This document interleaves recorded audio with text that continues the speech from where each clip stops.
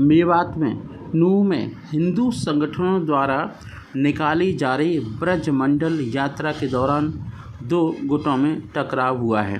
टकराव के बाद पत्थरबाजी की खबरें भी आईं और देखते ही देखते ये 50 गाड़ियां आग के हवाले कर दी गईं। इस हिंसा में 2 होमगार्ड्स की मौत तक हो चुकी है और 10 से ज़्यादा पुलिसकर्मी घायल हो गए। इस हिंसा के पीछे बहुत बड़ी साजिश हो सकती है दोस्तों। अगर कोई अंतरिक्ष में मर जाता है तो डेड बॉडी का क्या होगा, क्या आपको पता है? मैं आपको बताने वाला हूँ इसी से संबंधित एक जानकारी। यदि कोई निचले पृथ्वी कक्षा मिशन पर मर जाता है, जैसे कि अंतर्राष्ट्रीय अंतरिक्ष स्टेशन पर, तो चालक दल कुछ घंटों के भीतर एक कैप्सूल में शरीर को अंतरिक्ष से पृथ्वी पर वापस ला सकता है। अगर चंद्रमा पर हो जाए लोगों की मौत या किसी व्यक्ति की मौत, यदि चंद्रमा पर मौत हो जाए तो दल कुछ ही दिनों में शव के साथ पृथ्वी पर वापस लौट सकता है। नासा के पास ऐसे हालात के लिए पहले से ही विस्तृत प्रोटोकॉल मौजूद है। मंगल ग्रह से शव लाना मुश्किल है। यदि मंगल ग्रह की 30 करोड़ मील की यात्रा के दौरान किसी अंतरिक्ष यात्री की मौत हो जाए तो चीज़ें अलग होंगी। क्या होगा अगर मंगल ग्रह पर कोई मर जाए? चालक दल संभवतः मुड़कर वापस नहीं जा पाएगा। इसके बजाय मंगल मिशन के अंत में जो कुछ साल बाद होगा, शव चालक दल के साथ पृथ्वी पर लौटने की संभावना है। और आपको बताएं कि ये बहुत आसान है। बॉडी बैग में रखा जाएगा शव। अगर किसी की डेथ हो जाती है मंगल ग्रह पर, तो चालक दल पॉसिबल है कि शव को एक अलग कक्ष या विशेष बॉडी बैग में संरक्षित करेगा। क्या शव दफनाया जा सकता है? दफनाना अच्छा विचार नहीं है। शरीर से बैक्टीरिया और अन्य जीव मंगल ग्रह की सतह को दूषित कर सकते हैं। आपको बता दें कि दाह संस्कार हो सकता है क्या? ये बहुत अधिक ऊर्जा की आवश्यकता होगी। दाह संस्कार के लिए बहुत अधिक ऊर्जा की आवश्यकता होती है, जो दल के जीवित सदस्यों को अन्य उद्देश्यों के लिए चाहिए होती है। अब आप समझ गए होंगे कौन से, है ना, उद्देश्य। जय हिंद जय भारत। तो आप जानते ही होंगे अमेरिका के पूर्व प्राइम प्रेसिडेंट डोनाल्ड ट्रंप क्या जेल जा सकते हैं? क्या आपको मालूम है कि उनके सवालों के जवाब में क्या ये ऐसा हो सकता है? जानिए ज़रूरी सवालों के जवाब। सवाल ये हैं कि पूर्व अमेरिकी राष्ट्रपति डोनाल्ड ट्रंप पर 6 जनवरी 2021 को कैपिटल हिल हिंसा के मामले में मुकदमा चलाया जा रहा है। ये काफ़ी बड़ी बात है और ये अमेरिकन हिस्ट्री में पहली बार हो रहा है। रिपब्लिकन नेता ने किसी भी तरह के गलत काम में शामिल होने से इनकार कर दिया है और इस केस को मूर्खतापूर्ण बताया है। डोनाल्ड ट्रंप पहले से ही ज़रूरी फाइलों को गलत तरीके से, है ना, रखने और एक स्टार को गुपचुप तरीके से पैसे का भुगतान करने जैसे 2 मामलों के आरोप में झेल रहे हैं, जो उनकी वाइफ हैं। इस मुकदमे को लेकर उठ रहे सवाल, कुछ ज़रूरी सवाल हम आपको बताने जा रहे हैं। ट्रंप का आरोप क्या है, ये देखते हैं। ट्रंप 2020 का राष्ट्रपति चुनाव डेमोक्रेटिक नेता के जो बाइडेन से हार गए थे। उन पर अपनी हार के नतीजों को पलटने की साजिश रचने का आरोप है। उन पर 4 अवैध काम करने का आरोप है। नंबर 1, अमेरिका को धोखा देने की साजिश। नंबर 2, सरकारी गवाही को रोकने की साजिश। 3, किसी सरकारी गवाही या कार्रवाई में बाधा डालना। 4, का नागरिकों के अधिकारों के खिलाफ साजिश रचना। ये चारों आरोप चुनाव यानी 3 नवंबर 2020 के तुरंत बाद से लेकर 20 जनवरी 2021 यानी व्हाइट हाउस छोड़ने के दिन तक लगभग 2 महीने की अवधि में ट्रंप के काम से जुड़े हैं। पहला आरोप वोटों को जुटाने, गिनती और सर्टिफाई करने के काम में बाधा डालने के कथित प्रयासों को लेकर है। तीसरा आरोप यह है कि इलेक्टोरल कॉलेज वोटों के सर्टिफिकेशन के काम में बाधा डालने की कथित कोशिशों से जुड़ा है, जिसके कारण कैपिटल हिल मामले को अंजाम दिया गया। चौथा आरोप नागरिकों के वोट देने और उनके वोटों की गिनती के अधिकार में हस्तक्षेप करने के कथित कोशिशों को लेकर है।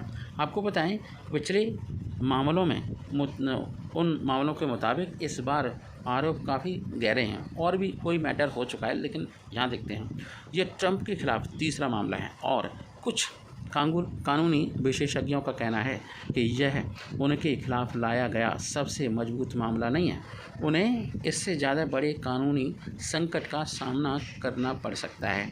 हालांकि बीबीसी की उत्तर अमेरिकी संवाददाता सारा स्मिथ का कहना है कि आरोपों की गंभीरता के संदर्भ में सबसे गंभीर और अहम बातें ये हैं कि ये पहली बार है जब ट्रंप पर किसी ऐसे मामले में अभियोग चलाया जा रहा है जो उन्होंने राष्ट्रपति रहते हुए किया। इस मामले में नतीजे ऐसे थे जो दुनिया के सामने थे, जैसा कि ट्रंप के अन्य केसों में नहीं है। हालांकि इस मामले की जांच के लिए सरकार की ओर से नियुक्त किए गए वकील जैक स्मिथ ने यूएस कैपिटल पर हमला करने वाली भीड़ को उकसाने के लिए ट्रंप पर आरोप लगाने से इनकार कर दिया और उनका ये भी कहना है कि झूठ से प्रेरित था वो झूठ जो अभियुक्त की ओर से बोला गया। पूर्व सरकारी वकील रेनाटो मैरिओती ने बीबीसी के शो बीबीसी टुडे में कहा कि ये अमेरिका के इतिहास में पहली बार है कि पूर्व राष्ट्रपति पर इस तरह के अपराध के लिए अभियोग चलाया जाए। सत्ता का शांतिपूर्ण हस्तांतरण न करना एक अनोखा मामला था। ट्रंप चुनाव हारने के बाद भी सत्ता से हटना ही नहीं चाह रहे थे। आगे क्या होगा हम आपको बताते हैं। ट्रंप को गुरुवार वाशिंगटन डीसी में अदालत में पेश होना है। अभी यह स्पष्ट बिल्कुल नहीं है कि वह व्यक्तिगत रूप से वहां जाएंगे या रिमोटली पेश होंगे। रिमोटली पेश का मतलब विजुअल तरीके से।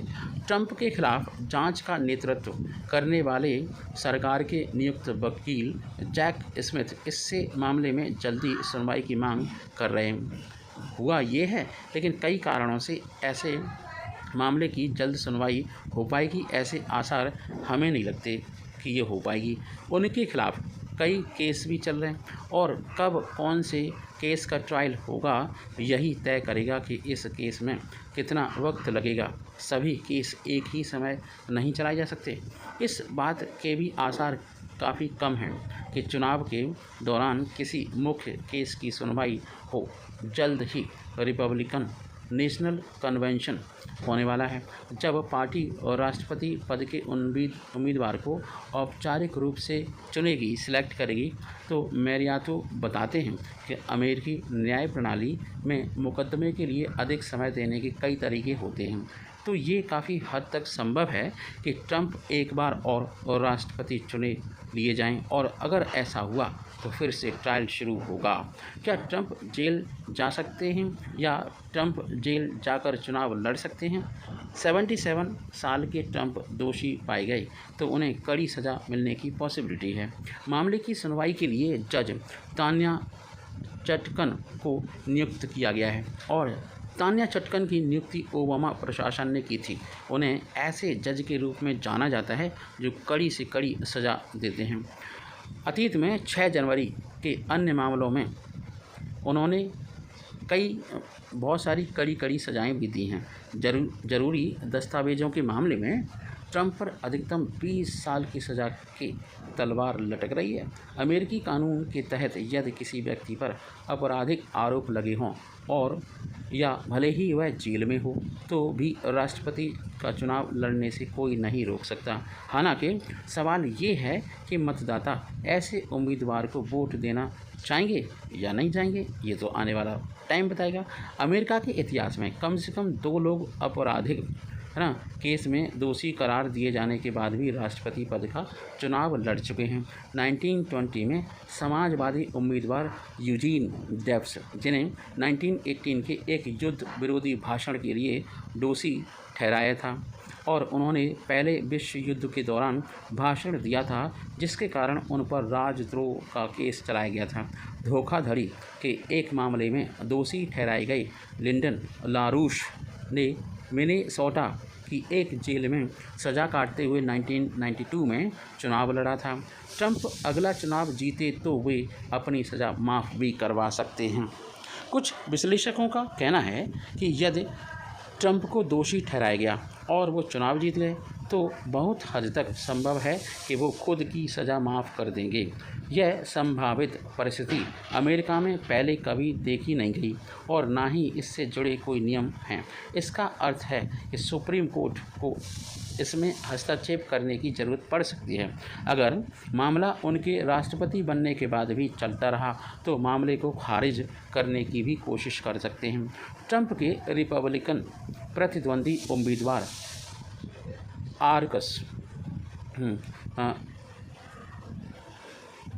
आरकासिस के पूर्व गवर्नर आशा हचिनसन ने NBC नेटवर्क को बताया कि दोनों ही स्थिति संभव हैं, पॉसिबल हैं, लेकिन उन्होंने कहा कि खुद को माफ़ करने के प्रावधान का जिक्र संविधान में तो नहीं है। उन्होंने कहा कि ऐसा कदम मुझे लगता है कि अनुचित ही होगा। हालांकि ट्रंप के एक दूसरे रिपब्लिकन प्रतिद्वंदी विवेक रामास्वामी ने कहा कि राष्ट्रपति चुने जाने पर वो खुद ट्रंप को माफ़ कर देंगे। ट्रंप के सबसे मुख्य रिपब्लिकन प्रतिद्वंदी माने जा रहे रॉन डेसेंटिस ने CNN को एक इंटरव्यू में कहा था कि ट्रंप का जेल जाना देश के लिए अच्छा नहीं होगा। जय हिंद, जय। यूनाइटेड नेशंस भी चाहता है कुछ चेंजेस हों, लेकिन कुछ लोग या कुछ देश सिस्टम के साथ क्या कर रहे हैं, छेड़छाड़ कर रहे हैं और हमें लगता है ये सीधा सीधा चाइना और पाक पर हमारे विदेश मंत्री, प्यारे भारत के विदेश मंत्री डॉक्टर S जयशंकर का सीधा निशाना है। आपको बताएं कि G20 समिट में मैसूर के अंदर विदेश मंत्री ने 3 अगस्त को ट्विटर पर अपने संबोधन का वीडियो शेयर किया है, जिसमें वह G20 के सामने इस समय क्या क्या चैलेंजेस हैं उन पर बात करते हुए नज़र आए। तो उनका संबोधन काफ़ी वायरल हो रहा है। डॉक्टर S जयशंकर विदेश मंत्री ने मैसूर में थिंक 20 या फिर कह सकते हैं T20 सम्मेलन में कहा कि संयुक्त राष्ट्र में कुछ देश हैं जो बदलाव नहीं देखना चाहते। उनके इस बयान को चीन और पाकिस्तान पर इशारा माना जा रहा है। मंगलवार अगस्त को डॉक्टर ने वर्चुअली सम्मेलन को संबोधित किया था और इस दौरान उन्होंने कहा कि पहले के मुकाबले G20 अब बहुत महत्वपूर्ण संगठन बन गया है। हमारा मानना है कि संयुक्त राष्ट्र के सदस्य भी बदलाव देखना चाहते हैं और जो ऐसा नहीं चाहते उनकी संख्या काफ़ी कम है। ऐसे समूह सिस्टम में छेड़खानी कर रहे हैं। ट्विटर पर शेयर किया संबोधन का वीडियो। विदेश मंत्री ने 3 अगस्त को ट्विटर पर अपने संबोधन का एक वीडियो शेयर किया है, जिसमें वह G20 के सामने इस समय क्या क्या चैलेंजेस हैं उन पर बात करते हुए नज़र आए। डॉक्टर S जयशंकर ने कहा कि उत्तर दक्षिण विभाजन और वो पूर्व पश्चिम के बीच अलगाव, हर क्षेत्र में कोरोना के प्रभाव, रूस यूक्रेन युद्ध और आर्थिक संकट जैसे फैक्टर सतत विकास लक्ष्यों को हासिल करने में बाधा उत्पन्न कर रहे हैं। उन्होंने आगे कहा कि देश इस समय नई दिशा में काम कर रहा है। भारत दुनिया के लिए तैयार हो चुका है और दुनिया भारत के लिए तैयार हो रही है। भारत लैटिन अमेरिका क्षेत्र के बीच गहरे संपर्कों की भी वकालत कर डाली। विदेश मंत्री डॉक्टर S जयशंकर ने गुरुवार को भारत, लैटिन अमेरिका और कैरिबियाई क्षेत्र LAC के बीच कृषि, एग्रीकल्चर, आपूर्ति श्रृंखला, डाइवर्सिफिकेशन और संसाधन संबंधी गठजोड़ समेत अपने रिश्तों को गहरा बनाने की वकालत की। डॉक्टर S जयशंकर ने कहा, पिछले 9 सालों में इन क्षेत्र के साथ भारत के कई नए रिश्ते और नई दिशा में आगे बढ़ रहे हैं और कई क्षेत्र में हमारे संबंधों को और मजबूत बनाने की पॉसिबिलिटी है। उन्होंने ये भी कहा कि हमें सुनिश्चित करने की ज़रूरत है कि मजबूत संबंधों के मार्ग में दूरी बाधा नहीं बने। और जैसा कि आप जानते हो कि भारत से 15,000 किलोमीटर दूरी पर है अमेरिका। इस क्षेत्र के साथ हमारे द्विपक्षीय संबंध वित्तीय वर्ष 2022-23 में 50 अरब डॉलर के करीब रहे और यह हमारे आर्थिक गठजोड़ की ताकत और संभावना का गवाह है। जय हिंद, जय भारत।